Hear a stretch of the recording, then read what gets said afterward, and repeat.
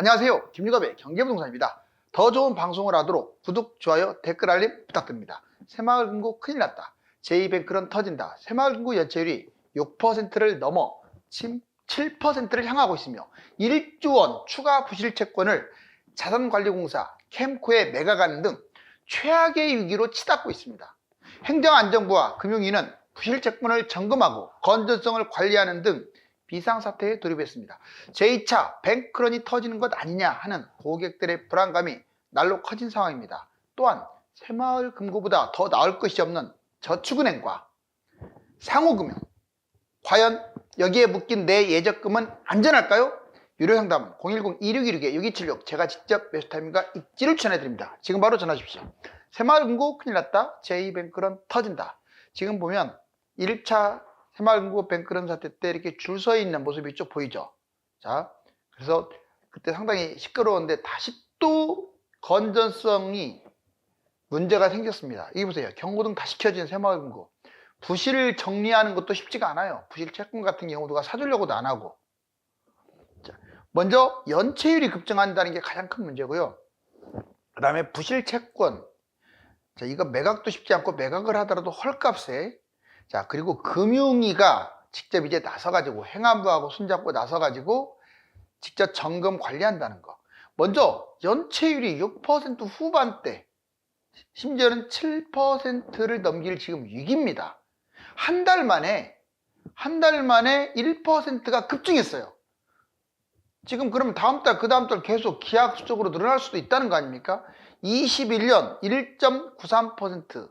이게 6%대까지 급증을 한 거죠. 얼마 안 되잖아요. 세상에. 단 3년 이내에 이렇게 한 달 새 1% 급증, 제2뱅크런 위기를 맞았다고 해도 과언이 아닌데, 자, 부실 채권이 어떤 상황이냐? 연체율 관리를 위해서 1조 원 부실 채권을 자산관리공사라고 있습니다. 캠코. 거기에 추가 매각. 그전에도 1조 원을 매각했어요. 1조라면 엄청 큰 돈이잖아요. 또 부실 채권 1조 원을 이제 추가 매각하려고 하니까 이제 금융이라든가 행정안전부에서 당연히 나서겠죠. 이제 민간금융사는요 새마을 부실 채권을 자 이렇게 좀 잡아줘라 했더니 난색을 표하고 퇴짜를 놨어요. 누가 그걸 하려고 하겠어요. 그나저나 자산관리공사나 하니까 지금 고민을 하는 거지. 금융위 관리, 행정안전부 부실 채권 등 종합적 상황을 점검하고 있고요. 금융위, 행안부와 연계해서 건전성이 어떤 상황인지를 관리. 자, 뱅크런. 진짜 뱅크런이 터질 때는요, 이 고금리, 지금 고금리 유지되고 있잖아요. 부실 채권이 지금 난무하고 있고요. 그럼 연체율은 급증하고 있고, 딱 새마을금고의 상황이네요. 자, 새마을금고 예전에도 난리가 났었는데, 구조조정 들어간 새마을금고 내 예금은 과연 안전할까요? 내 적금은 안전할까? 자, 연체율 10%. 구조조정, 예적금 위험. 제가 지금 위기를 여러분들한테 조장하는 게 아니라 지금 이미 뉴스에서도 시끌시끌해요. 기업 대출 연체율 8.3%, 10%가 넘는 곳도 100여 곳이나 된답니다. 부실 금고, 고연체율, 경쟁력도 취약하고 성장성도 제한이 있는 것들. 그럼 남양주 뱅크런 한번 터진 적 있잖아요. 그때 부실 대출 600억, 400억은 과다 대출. 자, 구조조정. 서울 새마을금고 212곳 중에서 120곳이 영업 손실을 봤답니다. 생각해 보세요. 어떻게 반절 이상이 영업 손실입니까? 1291개 금고 중에서 2024년 1분기 청산과 지금 합병 계속 진행하고 있어요. 다중채무자, 특히 다중채무자들도 새마을금고에 많이 지금 있는데 연체 2조 2956억 5년 사이에 3배나 증가했잖아요. 새마을금고도 여기에 상당히 지금 묶여 있습니다. 자, 예적금 위험. 작년 6월달에 뱅크런 259조 원에서 20조 원 정도 뱅크런이 터져버렸죠. 20조면 어마무시하지 않습니까? 지금 1조를 매각한 해 지금 1조 부실채권을 매각한다. 그래서 합쳐서 2조다 그러는데 여기 보세요. 뱅크런은 20조예요. 그냥 붕괴돼 버릴 수도 있습니다. 다행스러운 것은 한국은행에서 어느 정도 자 방패막이가 돼주겠다. 그 얘기를 했죠. 그렇기 때문에 뭐 당장 뱅크런이 난다 하더라도 1차 때와는 달리 그 위기를 막을 수는 있어요. 어느 정도는. 하지만 이게 우후죽순처럼 터져버리면 힘듭니다. 그리고 5천만 원 외에는 보장받지 못합니다. 5천만 원 보장받을 수 있어요. 무조건 막 찾고 그러지 마세요. 구조조정, 청산과 합병, 예적금 위험이 지금 너무나도 수면 위로 노출이 된 상태예요. 자, 한국은행은 종합적으로 긴급 발표를 하고 있죠. 자, 이창용 한은총재 부동산 PF 신용위험 확대에 주의해라. 먼저 대출 제한 적극 협조하고 대출 위험 수준 이거를 관리 같이 감독하고, 자, PF 대출 정리. 먼저 대출 제한 스트레스 DSR 금감원 가산금리 1에 3% 적용하는 거 적극적으로 이제 협조한다고 하잖아요. DSR 40% 이내 수준. 자, 전세대출 등 예외도 축소. 근데 전세대출은 오늘 다시 풀어줬습니다. 원래 주택이 있는 사람들은 전세대출 DSR 적용한다고 했는데 이제 적용 안 해요. 오늘 긴급뉴스로 떴죠. 그거 알아두세요. DSR, 전세대출 DSR은 일단 1년간 유보됐다. 가계부채 GDP 80% 수준으로 낮춘다. 지금 부채가 너무 많아요. 그래서 한국은행이 가계부채를 낮추는 방안, 대출 위험 수준, 민간대출이 무려 6천조입니다. 여러분들 6천조. 와, 가계대출하고 기업대출이 6천조야. 4대 은행 부실대출 2천억. 4대 은행도 어마무시하죠. 자, 5대 은행 자영업자 대출 연체 1조. 지금 전반적으로 1금융권부터 비금융권까지 확산됐죠. 전제조건, 지금 물가가 안정돼야 하고 금융도 감정돼야 하고 경제는 성장돼야 하고 그래야 대출 위험 수준에서 어느 정도 벗어날 수 있어요. 자, PF 대출 정리, PF 대출 위험 신호를 감지하고 있어서 이제 질서 있게 정리를 하자라고 지금 한국은행 총재도 말한 바 있고, 부동산 PF 문제는 정부와 협력해서 금융 안정에 최선을 다하겠다. 긴축 유지, 금리 인하 시에 부동산 물가를 자극할 수 있기 때문에 당분간 고금리를 유지하겠다.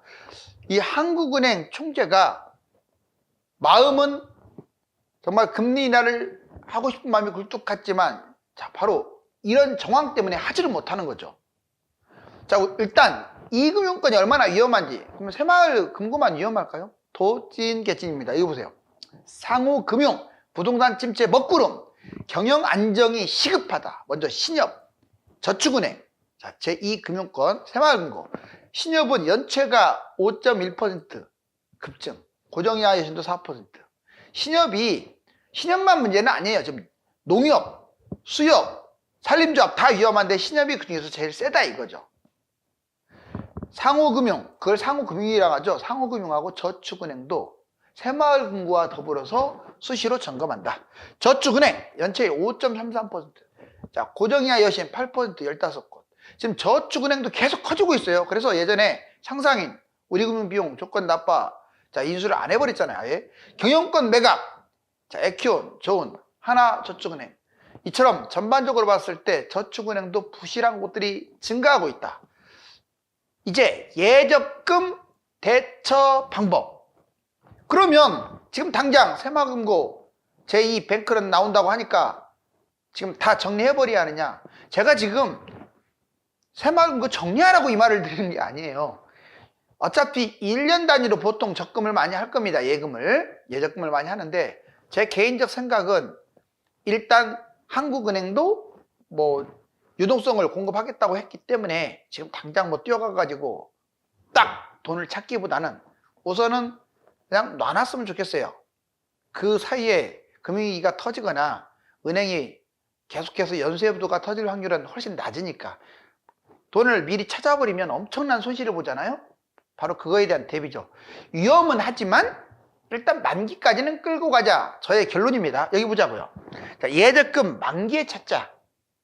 당장 부도난다는 게 아니에요. 지금 부실이 심각하다는 거지. 그 다음에 부실 위험은 인식해야 돼요. 만약 1년, 2년 만기가 됐으면 두말할 것 없이 튼튼한 은행으로 옮겨가세요. 자, 개구리 올챙이적 시절 모른다고 그때 위험했다면 당연히 바꿔야죠. 지금 바꾸라는 게 아니라 만기 된 다음에 꼭 안전한 곳으로. 분산 예치. 그 다음에 1금융권, 5대 은행이 안전하죠. 그래서 금융위기 때 부도가 나버릴 수도 있으니까 자, B은행 또는 2금융권에서 1금융권으로 5대 은행으로 옮기는 방안. 그 다음에 2금융권도요. 만기 시에 분산 투자하면 돼요. 새마을금고라고 해서 나쁜 게 아니에요. 설령 부도가 나더라도 보장되니까 이자 포함이니까 원리금이기 때문에 한 4천만 원씩 법인이 다른 곳에 5, 6, 7, 8곳에 쭉 깔아놓으세요. 돈이 수십억 단위로 많은 사람들은 그렇게 하면 안 돼요. 1금융권에 넣어야지. 그리고 우체국은 전액 보장됩니다. 예금이 많으면 우체국이 안전해요. 이자가 조금 이율이 낮아서 그렇지. 새마을, 단위농협 이런데 분산 투자하라고 제가 여러 번 얘기했어요. 자, 최대 원리금 5천만 원은 보장이 되니까 이번에 돈 못 찾는 경우도 생겼어요. 좀 특수사항이긴 한데 신협 고객 적금 만기에 돈 못 찾아서 불만이 속출했죠. 금감원은 어떤 또 판단을 했을까요? 자, 돈 못 찾는 경우 새마을 돈 못 찾았어, 신협도 못 찾았어, 저축은행도 돈 못 찾았어. 물론 경우는 좀 달라요. 지금 무조건 못 찾는다는 게 아니라 이런 상황이 발생할 수도 있습니다. 실제 사례니까. 새마을 일부 지점 예금 인출이 모두 소진돼갖고, 아니 돈이 소진돼갖고 돈을 못 찾아요. 연체율이 6.18%. 모든 은행 중에서 최대 규모로 연체율이 높은 것은 새마을금고예요. 그 다음에 고정이하 여신 무려 15%. 위험한 돈, 떼일 만한 돈이 15%. 1년 전에 비해서 2배. 최대 규모네요. 새마을금고나 신협이나 저축은행이 왜 이렇게 힘드냐? 받을 돈을 못 받으니까 그래. 이렇게 떼이니까. 그 여러분들한테 이자도 세게 주잖아요. 그럼 이자 세게 돈놀이를 해야 본인들도 벌 거 아니에요. 근데 그게 타산이 지금 안 맞는 거야. 신협 적금 만기일에 돈 못 찾아서 일부 지점에서 불만 생겼고요.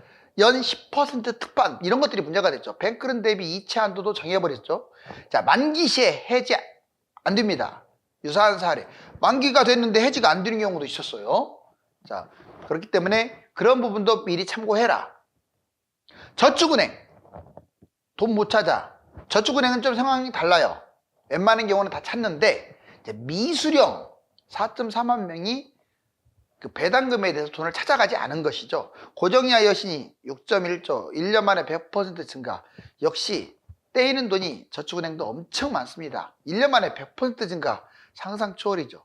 PF 연체율이 특히 저축은행이 높아요. 5.56. 은행권 최대. 이게 또 7%로 늘어났어요. 와, 어마어마합니다. 결국은 새마을, 신협, 저축은행 상당히 위험하죠. 제2금융권이라고도 하고 비은행이라고도 하는데 이것들은 이제 궁극적으로 위험한 이유들이 있어요. 보세요. 먼저 첫 번째, 건전성에 취약합니다. 왜? BIS가 낮아요. 자기 자본이 낮다고요. 비율이. 충당금을 그래서 많이 해놔야 하는데 못하고 있는 거죠. 돈이 없으니까. 부도 위험에 더 취약하다. 두 번째, 연체율이 높아요. 고금리, 고위험, 줄타기 하고 있는 거죠. 여러분들한테 이자를 세게 주는 대신에 또 이자를 세게 하는 거예요. 그래야 타산이 맞으니까. 그런데 그 돈을 고정이하 여신 아까 많았잖아요. 돌려받지 못하고 특히 PF 대출 같은 경우 위험하고. 여기 PF 대출이 높다는 말은 땡기는 돈이 많아요. 건설사 부도에 쉽게 노출돼 있죠. 예금, 고금리 경쟁. 한때 지금 1금융권이나 2금융권이나 1년 동안 적금, 예금 차이가 별로 안 났어요. 그럴 바에는 예적금이 좀 적더라도 거의 차이가 많지가 안 나니까 1금융권에 넣으려고 하죠. 그래서 2금융권이 좀 불리한 상황에 놓인 경우도 많았습니다. 예적금 위험성도 높아요. 경제위기, 불안에도 취약하죠. 내 돈이 상대적으로 위험하다 이거죠. 대출 위험성, 연체 위험, 신용 하락. 자, 새마을금고, 상호금융, 부실 현황을 한번 볼까요? 여기 보시면 2.49, 2019년에 오우 12.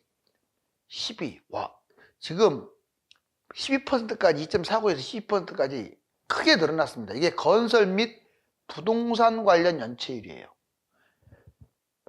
뭐 관련 토지 신탁 사업비 대출 연체율은 0.07에서 0.71로 크게 늘어나지는 않았습니다. 이렇게 합쳐가지고 6%, 이제 7%에 육박한다 이 말을 하는 거죠. 신협, 수협, 산림조합, 벼랑 끝 이거 이제 상호금융이라고 하는데 부실대출 40% 감당 못한다라고 적혀 있죠. 여기도 위험한 거죠. 신협 증가한 거 보세요. 어마어마합니다. 자, 2.47에서 4.03. 농협, 수협, 산림 다 지금 3, 4%. 고정이야 여신도 자, 신협 2.57이 3.95 거의 4%까지. 제일 지금 신협이 문제죠. 자, 농협, 수협, 산림조합 계속 지금 증가하고 있음을 알 수 있어요. 1년 만에 이렇게 크게 증가했습니다. 자, 지금 은행이 내 돈을 보호해주고 내 돈을 불려주는 창구가 되는 게 아니라 건전성이 위험이 생기는 지금과 같은 상황에서는 오히려 내 돈을 위험에 빠뜨리는 그런 상황이 되는 거죠. 은행이 지금 돈을 계속 삼키고 있는데 화수분처럼 어디로 증발하는지도 몰라요. 고금리가 지속이 되고 자, PF 문제가 근본적으로 해결되지 않는다면 비은행권은 심각한 상황에 놓이게 됩니다. 지금의 고비는 언제 끝날까요? 감사합니다.